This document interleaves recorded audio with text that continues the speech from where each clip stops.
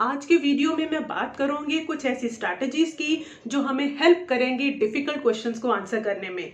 हमें क्वेश्चन को कैसे अच्छे से पढ़ना है, उसमें से कैसे आंसर्स के हिंट ढूंढने हैं और कैसे अच्छा स्कोर करना है और यूज करना है अपनी कॉमन सेंस को, एक्सटेंड करना है अपने आईक्यू को। तो क्वेश्चन को अच्छे से पढ़ने के बाद उससे समझिए, बहुत बार हम ऐसे क्वेश्चंस के आंसर्स भी कर पाएंगे जिनके टॉपिक्स हम पढ़ना शायद भूल गए हैं या हम रिकॉल नहीं कर पा रहे। सो ऐसे क्वेश्चंस के भी आंसर्स आप लिख पाएंगे। Definitely you will be able to score. अगर आपकी नॉलेज 20% है तो वो 40% तक कैसे एक्सटेंड हो जाएगी, डबल कैसे हो जाएगी। So let's see how. One thing more कि आप वीडियो में देखेंगे कि स्क्रीन पर जो आंसर्स या क्वेश्चंस आपके सामने आ रहे हैं वो हिंदी मीडियम में है, but I have translated them in English side by side. So ये वीडियो दोनों मीडियम के स्टूडेंट्स के लिए इक्वली बेनिफिशियल है। So do watch it till the end. मैंने यहाँ पर एक अपनी क्लास में टेस्ट लिया जिसमें मैंने केमिस्ट्री का लेसन 1 और लेसन 2 दिया था। तो अब जैसे सबसे पहला क्वेश्चन जो है, ये सैम्पल पेपर से ही लिए गए हैं ये क्वेश्चन जो क्लास टेस्ट के भी हैं। तो मैग्नीशियम रिबन को हवा में जलाया जाता है तो इस क्रिया का एक प्रेक्षण लिखिए। अब सबसे पहले आपको प्रेक्षण शब्द का मतलब पता होना चाहिए। अगर हम इंग्लिश मीडियम की बात करें कि when the magnesium ribbon is burned in air what is the observation, तो कोई एक ऑब्जर्वेशन आपने लिखनी है। प्रेक्षण मीन्स ऑब्जर्वेशन, क्या नोटिस करते हैं। तो ये प्रैक्टिकल आपने देखा होगा। और इसमें क्या होता है कि सफ़ेद रंग का धुआं निकलता है या सफ़ेद रंग का चूर्ण जो है पाउडर नीचे गिरता है। So just you need to write 2 words कि आप वहाँ पर लिख देंगे कि सफ़ेद धुआं या सफ़ेद चूर्ण, वाइट पाउडर या वाइट स्मोक। फाइन, इतना सा ही लिखना है आपने, बहुत ज़्यादा इलेबोरेट नहीं करना है। उन्होंने आपसे सिर्फ एक ऑब्जर्वेशन मांगा है and the weightage is 1 mark. Fine. Next है कि एक शंक्वाकार फ्लास्क में जब सल्फ्यूरिक अम्ल को जिंक के टुकड़ों पर डाला जाता है, फ्लास्क को छूने पर आपको क्या महसूस होता है। तो यहाँ पर एक क्वेश्चन देखिए, यहाँ आपको अपनी कॉमन सेंस इस्तेमाल करनी है। क्वेश्चन देखने में बड़ा लग रहा है, वेटेज सिर्फ 1 मार्क है। देखिए, फ्लास्क को छूने पर क्या आपको इसके तापमान में कोई बदलाव महसूस होता है। क्वेश्चन क्या पूछा गया कि are you observing any change in the temperature, तापमान में कोई परिवर्तन महसूस होता है। तो आपको सिर्फ हाँ या ना बताना है। उन्होंने ये नहीं पूछा कि टेम्परेचर इंक्रीज होगा या डिक्रीज होगा, तापमान बढ़ेगा या घटेगा, ऐसा कुछ नहीं पूछा कि क्या बदलाव होगा, कैसे होगा, क्यों होगा, नथिंग। सिर्फ ये पूछा है कि क्या बदलाव महसूस होगा। तो आपने क्या लिखना है कि हाँ बदलाव महसूस होगा। तो सिर्फ हाँ लिखने का। और यूजुअली देखो इतना लंबा क्वेश्चन है कि हाँ होगा या नहीं होगा, तो डेफिनेटली चांसेस क्या जाते हैं कि हाँ बदलाव होगा। तो हाँ लिखने का ही आपको 1 मार्क मिल जाएगा। यस लिखने पर ही यू विल गेट 1 मार्क। सो थोड़ा सा ना क्वेश्चन को पढ़ने की कोशिश करो। बहुत बार आप वहाँ पर अपनी कॉमन सेंस का इस्तेमाल करके और क्वेश्चन को जब आप पढ़ेंगे तो आपको खुद ही अंदाज़ा लग जाएगा कि आपसे पूछा क्या जा रहा है। क्या आप बिना बात घबरा रहे थे क्वेश्चन को देख के। बहुत सारे क्वेश्चंस आप ऐसे ही सॉल्व कर सकते हैं। फाइन। सो और क्वेश्चंस देखते हैं। ये देखिए, नेक्स्ट है, जल के विद्युत अपघटन के लिए उसमें कुछ मात्रा में अम्ल डाला जाता है। फाइन। सो यहाँ पर क्या है कि अब विद्युत अपघटन यानी कि यहाँ इलेक्ट्रोलिसिस की बात हो रही है, तो वाटर को ब्रेक करना है। फाइन, इसलिए ये रिएक्शन यूज होती है, ये अभिक्रिया इस्तेमाल होती है। अब उसमें अम्ल डाल दिया, तो क्यों डाला होगा अम्ल, सोचो। तो यहाँ पर थोड़ी सी कॉमन सेंस लगाओ, थोड़ा सा अपना आईक्यू यूज करो कि अम्ल डाला है किसके लिए, एसिड डाला है विद्युत अपघटन यानी इलेक्ट्रोलिसिस के लिए, पानी को तोड़ने के लिए। इलेक्ट्रोलिसिस मीन्स उसको ब्रेक डाउन करना, अपघटन मीन्स तोड़ना। तो वो जब अम्ल डाल दोगे तो अभिक्रिया तेजी से होगी। आपको क्या लिखना है, क्यों डाला है, because so that the reaction takes place fastly, अभिक्रिया तेजी से हो, ताकि अभिक्रिया तेजी से हो। सिर्फ इतना सा लिखना है आपने। और यहाँ भी देखो, अगर आपने ये टॉपिक नहीं भी पढ़ रखा, नहीं रिकॉल कर पा रहे हो, तो कॉमन सेंस यूज हो रही है। अरे भाई, कोई भी चीज़ है ताकि विद्युत अपघटन तेजी से हो, ताकि अपघटन अपक्रिया या इलेक्ट्रोलिसिस फास्ट हो जाए, इतना लिख दो। डेफिनेटली उस रिएक्शन को फास्ट करने के लिए डाला जा रहा होगा ना। नेक्स्ट है, पानी में अमोनियम क्लोराइड घोलने पर, पानी में अमोनियम क्लोराइड को मिक्स करने पर परख नली यानी टेस्ट ट्यूब जो है ये ठंडी हो जाती है।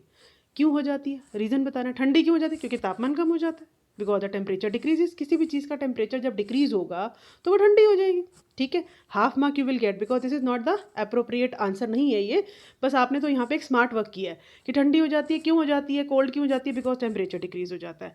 बट यहाँ पर अगर आप थोड़ा सा और सोचें कि क्या हो रहा है, टेम्परेचर डिक्रीज क्यों आया, अब रीज़न ये उठता है, क्वेश्चन ये उठता है कि रीज़न टेम्परेचर कम क्यों हो रहा है, ठंडी क्यों हो रही है, क्यों क्यों होता है। कोई भी चीज़ ठंडी कब होती है, जब उसमें से हीट ले ली जाती है। अब आप ये देखो, आपने 9th क्लास में भी पढ़ा था कि अगर हम चाय को कप से निकाल करके उसे किसी प्लेट में फैला लेते हैं, सॉसर में, तो क्या होता है, उसका हीट ले लेता है वो वहाँ से। अरे उसको एक और एग्जांपल इस तरह का लो कि जैसे पानी पे मिट्टी पे पानी डाला जाता है तो मिट्टी ठंडी महसूस होने लग जाती है, क्यों। हाथ पे जैसे नेल पॉलिश रिमूवर गिर जाता है, एसीटोन गिर जाता है तो वो हथेली ठंडी हो जाती है। ये सारे रीज़न पढ़ रहे हो आप, क्योंकि जो हीट है, जो ऊष्मा है, वो वहाँ से ले ली गई है। तो यहाँ भी यही हुआ है कि जो टेस्ट ट्यूब है, जो सॉल्यूशन है, जो मिक्सचर है, वो ठंडा क्यों हो गया, बिकॉज उसमें से हीट निकल गई। सिंपल इतना लिखना है कि उसमें से ऊष्मा निकल गई because the heat is withdrawn from it, heat was taken out from it. Simple common sense का यूज़ करो। वो टॉपिक आपको नहीं याद आ रहा, नहीं पढ़ रखा, तब भी आप आंसर दे सकते हो। क्लियर। बहुत सारी नॉर्मल सी सिचुएशंस है हमारे सामने। अब नेक्स्ट देखो, सिल्वर क्लोराइड को गहरे रंग की बोतल में क्यों रखते हैं, why the silver chloride is always kept in dark coloured bottle. क्यों रखते हैं डार्क कलर की बॉटल में, अरे डार्क कलर में रखते हैं इसका मतलब लाइट कलर में नहीं रखना, लाइट कलर या ट्रांसपेरेंट बॉटल में नहीं रखना, पारदर्शी कांच की तरह वाली बॉटल में नहीं रखना। क्यों नहीं रखना, क्योंकि वहाँ से क्या आ जाएगा, अगर लाइट कलर की बॉटल होगी तो क्या आएगा, लाइट आ जाएगी।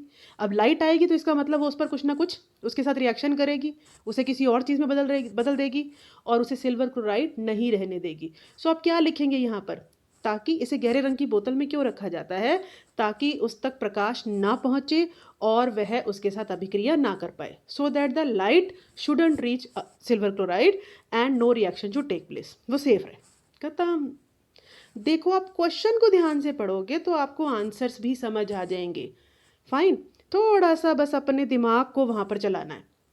अब नेक्स्ट क्वेश्चन देखिए, किसी परख नली में पोटेशियम आयोडाइड का विलयन भरा है, सॉल्यूशन है पोटेशियम आयोडाइड का, और दूसरा उसमें लेड नाइट्रेट विलयन मिला दिया जाता है। दो विलयन है, दो चीज़ों के नाम हैं। अब आपसे पूछा गया है अवक्षेपित यौगिक का नाम और रंग लिखिए। अब आप कहेंगे अरे हमने तो याद ही नहीं, हमने तो ये चीज़ पढ़ी ही नहीं है। लेकिन आप क्या कर सकते हैं, आई शो यू कि आपको इस यहाँ पे करना क्या है। आप देखिए, पोटेशियम आयोडाइड है पहला, एक वो है, इसमें कंपाउंड है, यौगिक है। दूसरा है लेड नाइट्रेट। अब आपको यहाँ ये तो समझ आ रहा है ना कि दो चीज़ें, जैसे पोटेशियम और आयोडीन आपस में मिलकर पोटेशियम आयोडाइड बना हुआ है, लेड और नाइट्रेट मिलकर के एक कंपाउंड बना हुआ है, यौगिक बना हुआ है।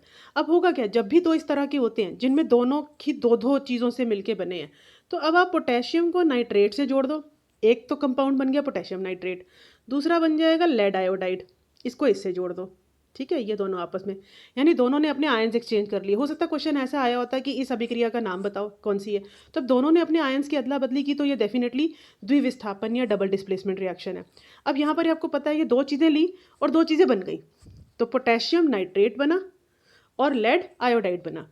अब अवक्षेपित यौगिक का नाम बताइए, यानी कि प्रेसिपिटेट जो कंपाउंड है वो बताइए। अब प्रेसिपिटेट का मीनिंग आपको नहीं पता, आपको याद ही नहीं आ रहा अवक्षेप क्या होता है, कुछ भी है, तो इन दोनों में से कोई एक चीज़ तो अवक्षेपित होगी, कोई चीज़ तो प्रेसिपिटेट होगी, दोनों के नाम लिख दो।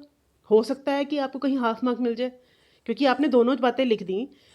इट डिपेंड्स, वैसे तो एग्जामिनर पे डिपेंड करता है, लेकिन चांसेस बढ़ जाते हैं। आपने दोनों चीज़ों के नाम लिख दो कि कोई चीज़ आपको नहीं पता इनमें से कौन सी प्रेसिपिटेट है, कौन सी अवक्षेप है और कौन सी घुल रही है, तो दोनों के नाम लिख दो। और दूसरा रंग नहीं आता, उसको छोड़ दो, तो वन में से हाफ मार्क मिलने का चांस बढ़ गया। इन द सिचुएशन जब आपको कुछ नहीं आता, इस क्वेश्चन के बारे में आपको नहीं नॉलेज है। नेक्स्ट देखिए, यहाँ भी बहुत आईक्यू का ही इस्तेमाल होगा, क्योंकि देखो बिल्कुल रॉ तो आप नहीं जा रहे हो एग्जाम में, कुछ तो पढ़ के जाओगे जो आपको इजी लग रहा होगा, कुछ सुना होगा, कुछ देखा होगा। टीचर्स इतनी मेहनत कर रहे हैं आप लोगों के साथ, आजकल सारा रिवीजन टाइम चल रहा है, पीरियोडिक्स चल रहे हैं, कहीं तो वो क्वेश्चन देखा सुना डिस्कस हुआ होगा।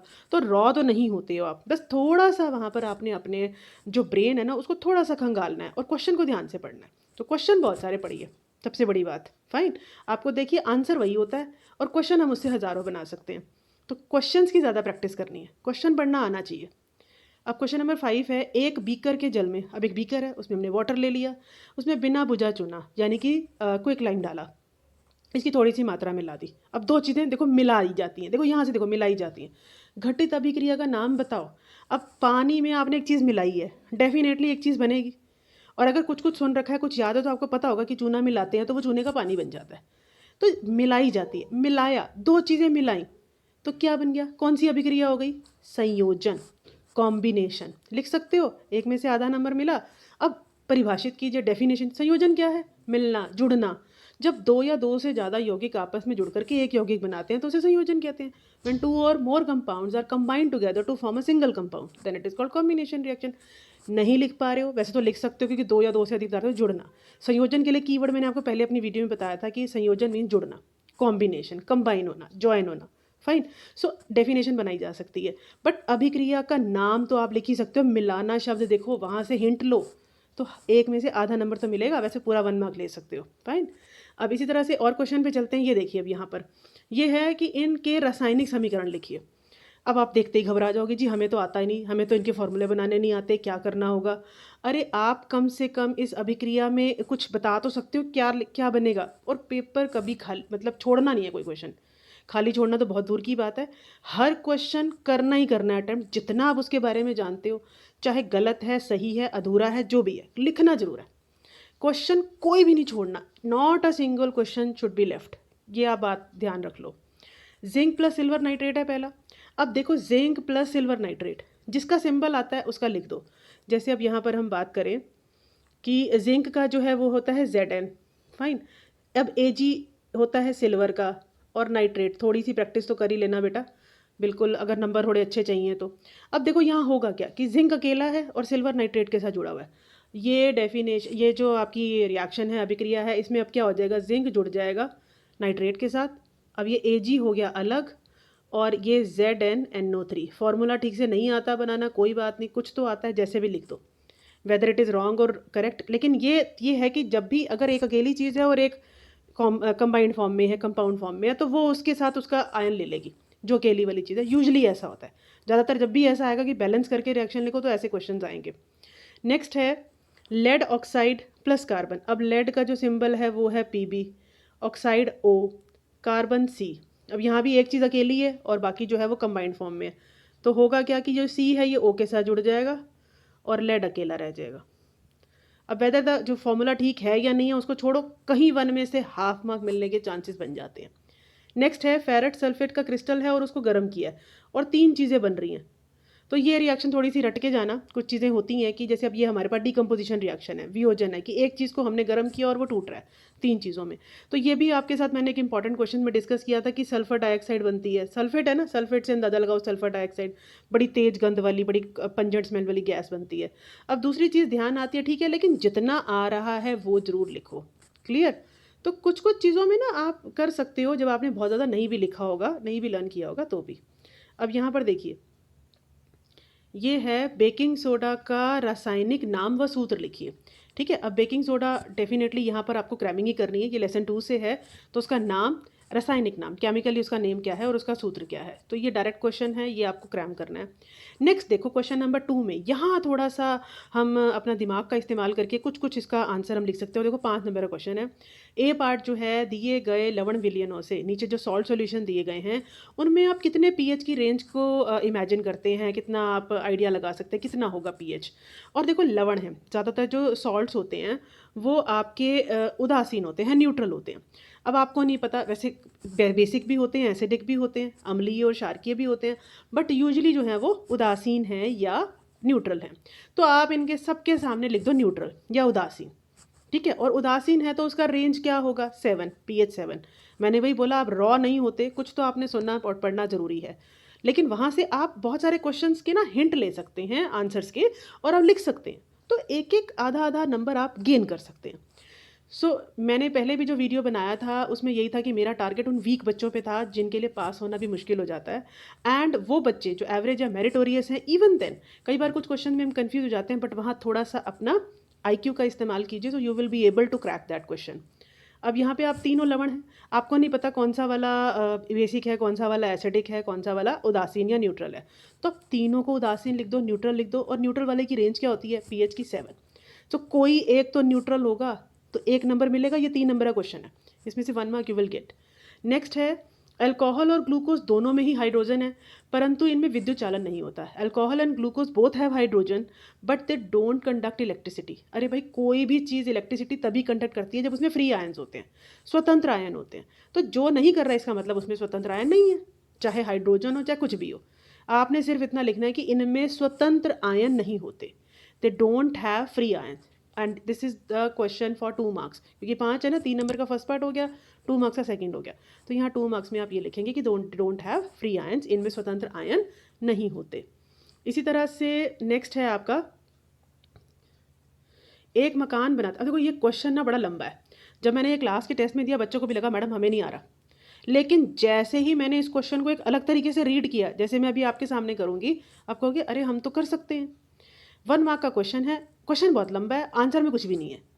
एक मकान बनाते समय एक व्यक्ति ने रसोई में, जहाँ सिरका, नींबू का रस, इमली आदि का खाना बनाने के लिए अधिकांशतः प्रयोग होता था, कि एक पर्सन जो है वो अपना घर बना रहा है और उसने किचन में जहाँ पर कि vinegar, lime juice, lemon juice और टर्ब इसका यूज़ होता है, टैमरिंड का, इनका खाना बनाने के लिए यूज़ होता है। अब देखो इन्होंने जो सारी चीज़ें ली हैं वो कैसी हैं, खट्टी वाली। और खट्टी चीज़ों में क्या होता है, सोर हैं सबके टेस्ट, है ना, नींबू का रस, इमली, सिरका।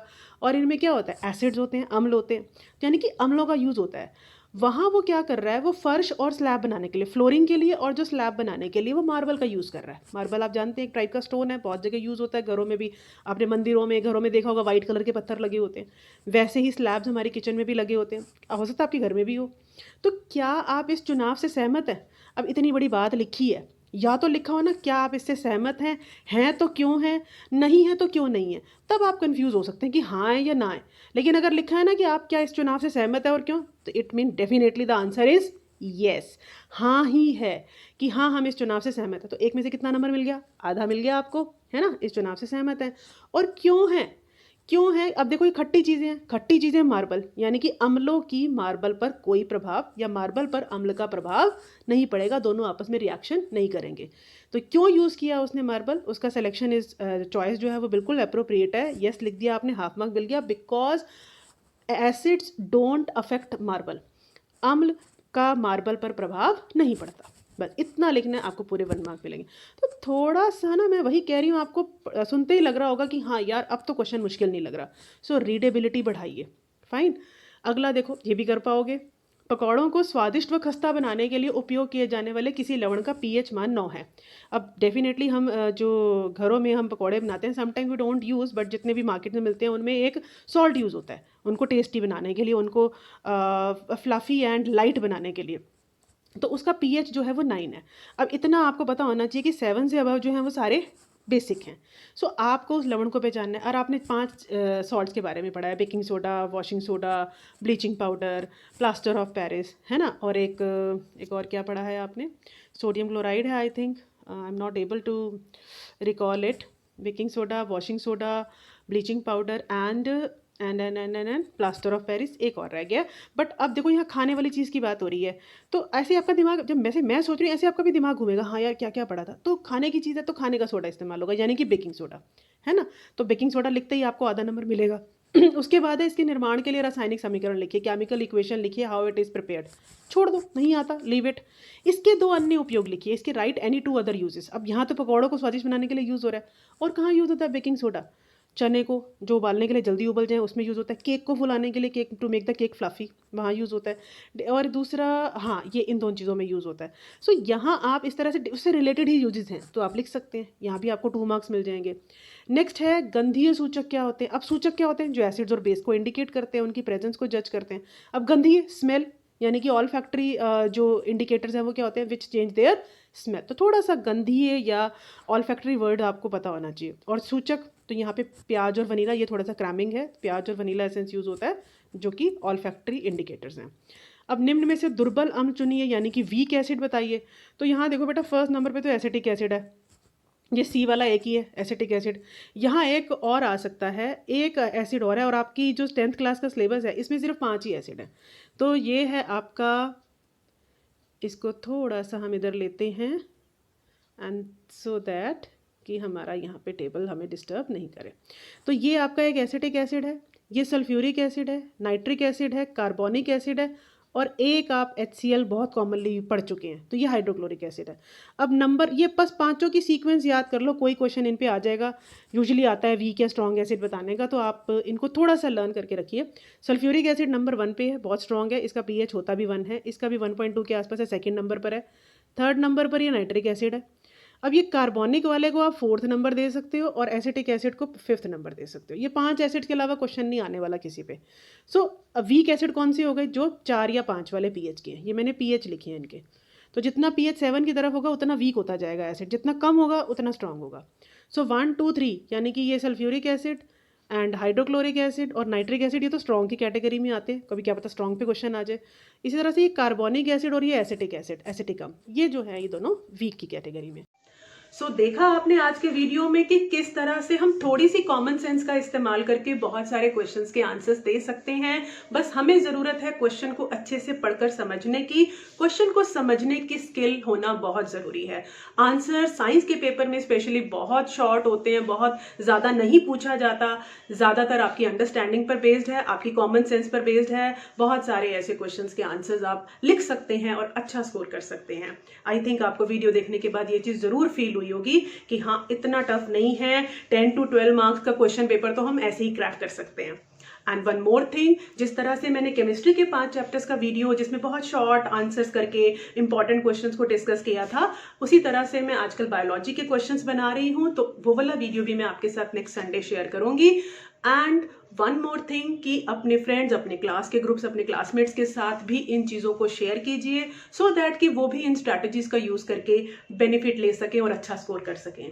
सो डू प्रैक्टिस हार्ड, अपना कॉन्फिडेंस बिल्ड कीजिए, नर्वस मत होइए, आप बहुत अच्छे नंबर से पास होंगे, स्कोर करेंगे, अच्छा स्कोर करेंगे। That is the surety if you pay attention and concentration. So that is needed, only that thing is needed. Fine. So मिलते हैं अगली वीडियो में. Till then, bye bye, good luck.